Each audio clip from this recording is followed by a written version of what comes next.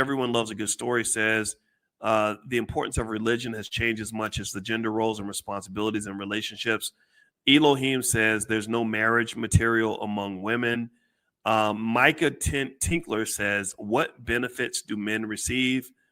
Darren says, can't afford it on many levels. Jonathan says, the risk outweighs the reward. And so these are some of the comments that I've seen. Now, what I did also is I did some research on this to look at, sort of survey results in terms of top reasons why men refuse to get married. And then I also got the top reasons why women refuse to get married. So here's what the research says in terms of why men refuse to get married. It says here that there's a fear of commitment. Men often fear long-term commitment marriage requires, worrying about losing their freedom. So that goes back to options. We were talking about not just stock options, but life options. One thing I've mentioned to you all, that option theory says from the very beginning that if you give up an option, there has to be a reward. So apparently a lot of men don't see the reward in that. And I can say that that's also driven partly by the imbalance in the collective ecosystem that was created in the Black community by things like mass incarceration, and also the distortion between economic opportunities for Black men and Black women.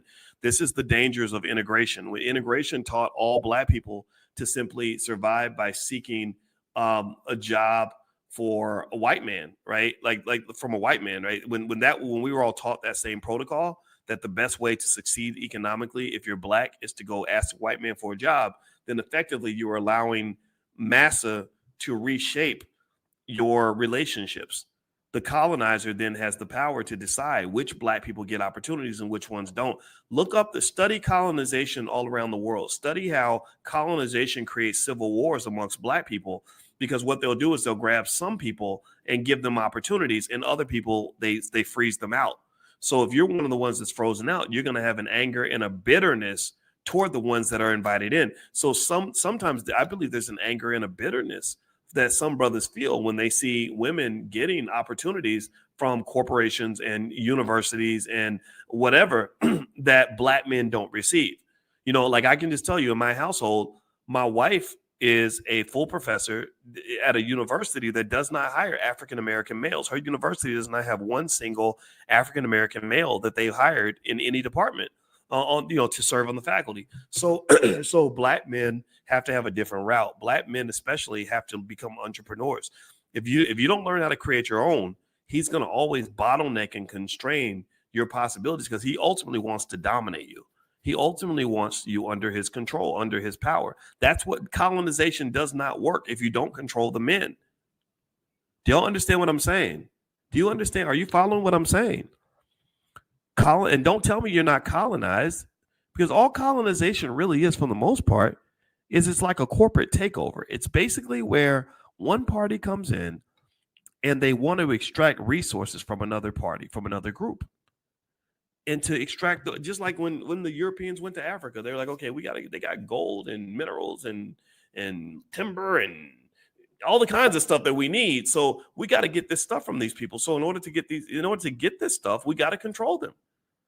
So colonization and slavery and all of it is all built around the idea of saying, okay, whoever it is that's in this space that's going to buck up and challenge this system, anybody who's an independent thinker, we got to crush them. Anybody, the little Boyce Watkinses, we need to abort them or miseducate them or make sure that they get in line. Any Black men who are going to stand up and look me in the eye and challenge me, I need to make sure that they're out of the picture. Any women that are going to align themselves with men who are going to stand up against me, I need to eliminate them from the picture.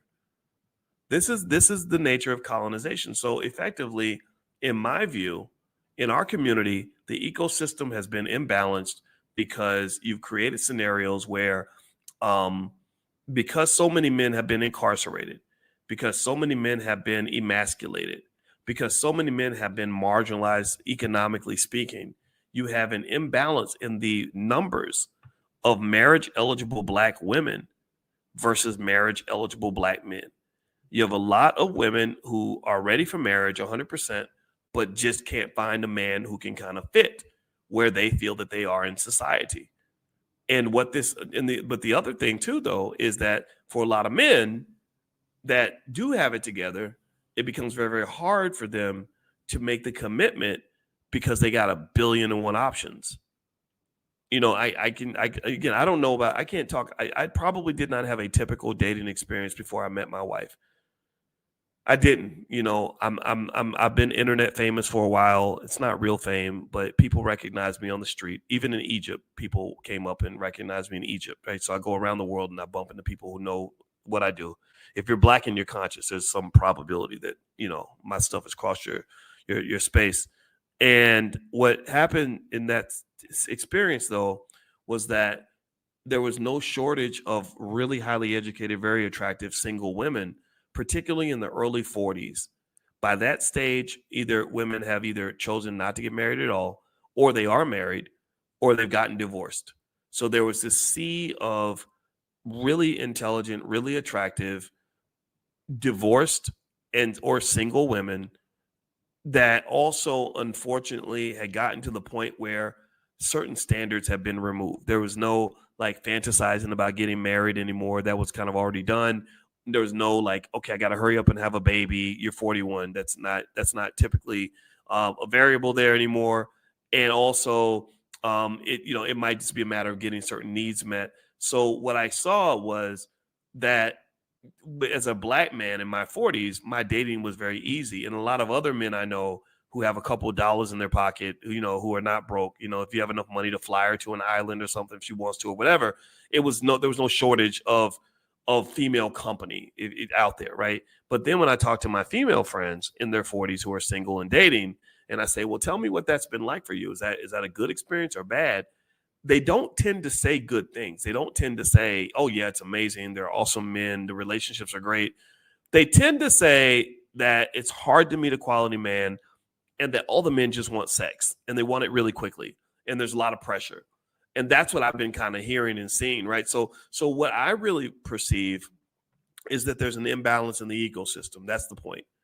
And this has been written about actually in The Economist. The Economist magazine did a whole deep research study on how the Biden crime bill and mass incarceration threw the dating and reproductive ecosystem of the African American community off balance.